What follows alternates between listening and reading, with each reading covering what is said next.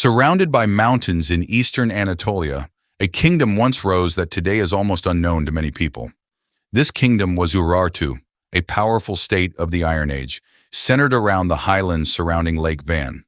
From a distance, this land may have seemed harsh and unforgiving, but the Urartian kings turned those very mountains into a source of strength. On rocky mountain peaks, they built fortresses that made it easier to defend their capital and important settlements. Today, standing among these ruins, we can glimpse the remains of a lost political world. Much of Urartu's history is known to us through stone inscriptions and archaeological remains. Its kings demonstrated their power not only through warfare, but also through construction and administration. At the heart of the kingdom was Lake Van, whose waters and surrounding valleys supported human life for centuries. On the eastern shore of the lake stood Tushpa, one of the most important centers of Urartian royal power. But the story of Urartu is not simply the story of one capital. It is the story of numerous fortresses, roads, canals, and settlements.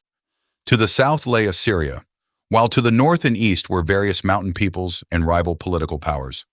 To survive among these powerful neighbors, Urartu had to rely on a combination of military strength, diplomacy, and engineering. At times they conquered new territories, while at other times they struggled to resist attacks from the powerful Assyrian armies.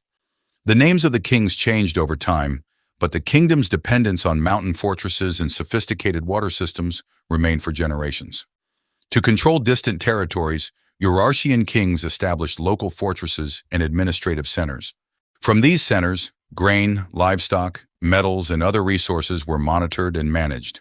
Their empire's communication network depended heavily on mountain routes, making secure roads extremely important for the state. Religion in Urartu was also deeply connected to politics, particularly the worship of their chief deity, Haldi. The kings built temples and used them to give their rule a sense of religious legitimacy. Their inscriptions contain accounts of victories, construction projects, offerings to the gods, and royal activities. However, our knowledge of each event is not equally complete because many records have been lost over time. That is why comparing archaeological evidence with ancient Assyrian sources is extremely important for understanding Urartian history. Sometimes a destroyed wall can reveal more information than an entire lost city. A small inscription can tell us which king built something at a particular location. And a single bronze object can help us understand aspects of their art, warfare, and religious culture. For this reason, Urartu remains an important field of study for historians and archaeologists. Once their banners flew above mountain fortresses, but over time, those fortresses became silent ruins. Yet the memory of their state survived within the stones, and modern archaeology is gradually learning how to read that memory again. Now we must return to the land where the foundations of Urartu's power were first established. From this ancient political world of the mountains, the state known as Urartu would gradually emerge into history. To understand Urartu, we must first understand its geography, because the mountains and lakes deeply influence the life of this kingdom. The eastern regions of modern-day Turkey, the Armenian Highlands, and the surrounding areas form the core territory of Urartian power. Lake Van was one of the most important bodies of water in the region, and the capital, Tushpa, was located beside it. The mountains surrounding the lake provided natural defenses and were ideal locations for building fortresses. The high plateaus could experience harsh winters, but during the summer, valleys and plains offered opportunities for agriculture. This diverse landscape made the Urartian economy dependent on both farming and animal husbandry. The regions extending toward Lake Urmia also came within Urartu's military and political interests. There is also evidence from inscriptions and archaeological sites of Urartian influence toward the Lake Savan region in the north. Mountain passes were the main routes of communication from one region to another. Controlling these routes was an effective strategy, so fortresses were built along the mountainsides. A fortress was not simply a place to station soldiers, it also stored food, weapons, and administrative supplies. Some fortresses also served as centers for controlling the surrounding agricultural lands and water systems. Urartian engineers understood the slopes of the mountains and the natural flow of water, allowing them to construct irrigation canals.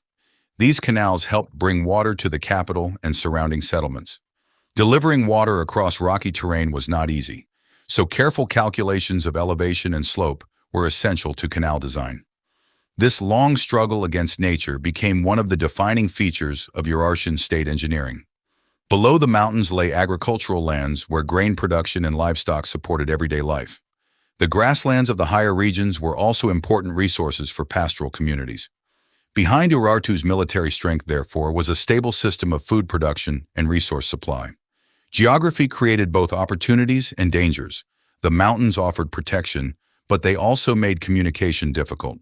Winter snow could block many routes and make it difficult to deliver supplies to distant fortresses. For this reason, Urartian kings placed great importance on roads, bridges, and the security of mountain routes. As the kingdom expanded, it became increasingly important to connect distant territories with the capital. Each new fortress was like an administrative marker on the mountains, making royal authority visible across the landscape. Within this challenging environment, Urartu gradually developed into a highly organized political power. But before Urartu, many other mountain communities and smaller political centers already existed in this region. Understanding these earlier powers helps clarify the background to the rise of Urartu. Among these predecessors, the name Nairi is particularly important in Assyrian sources. Now we will turn back to that earlier Iron Age world that existed before Urartu. This geography would later become the stage upon which Urartian kings built their fortresses, capital, and empire.